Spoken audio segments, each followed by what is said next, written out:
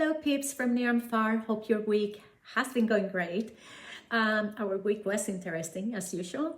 As you remember from last week, the Isle of Man surveyor requested a shopping list of reports for the mortgage. Most of the reports have been done, but we were missing the electrical report, which I ended up booking, and they have been able to come, but they were not able to give us a pass on the electrical survey because apparently whoever owned the property before us changed a lot of sockets, of the electrical sockets, and didn't properly earth them. So there has to be a lot of remedial work done before a pass can be granted. So we agreed with the buyer that we will obtain this failed survey as it is, with a list of work that needs to be done and the cost, and then give confirmation as well that they have been booked to do the work. She will then send all these to the bank with a hope that the surveyor can grant a value on the condition that the work's going to be done, so we can get the mortgage approved. And when that happens, then we can move everything to the advocate stage and leave it all in the hands of the advocate for the searches, etc.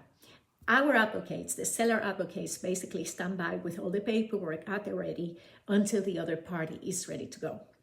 We are also adding $2,000 back to the sale price to cover the cost of the electrical remediation work.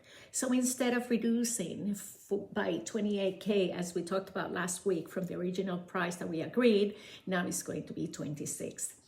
We also went to the advocates, our advocates, on Friday to leave a power of attorney for my dad-in-law so he could execute any documents related to the sale on our behalf.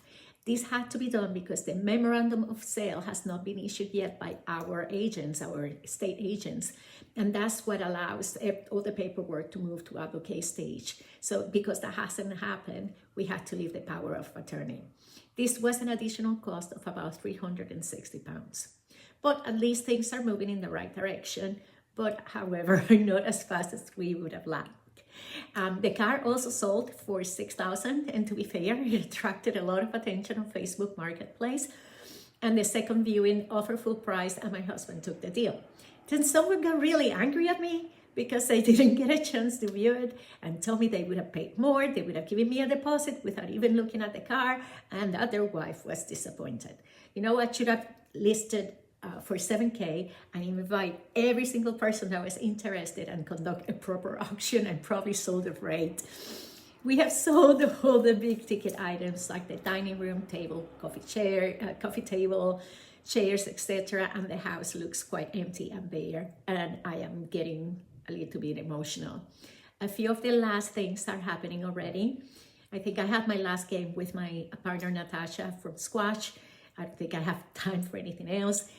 Did my last acting performance in the Isle of Man and my last service as a committee member of the Service Players, which is a local amateur dramatic society that I have been part for the last 3 years. We also had a get-together last night at a local pub and had friends and family under one roof to have a pint, a hug, a laugh, and of course a few tears. And it dawned on me that it would have been the last time we'll see most of those lovely people.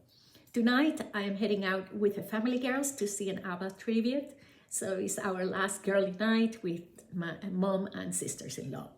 And tomorrow, Sunday, is the last footy tournament and the last rugby tournament for my son here in the Isle of Man. And he's going to be captain of his little rugby team, which is kind of cute. He has 4 days left of school, and we have about 6 days left in the island. And still lots to do, and I really don't know if I'm going to manage sleeping at all.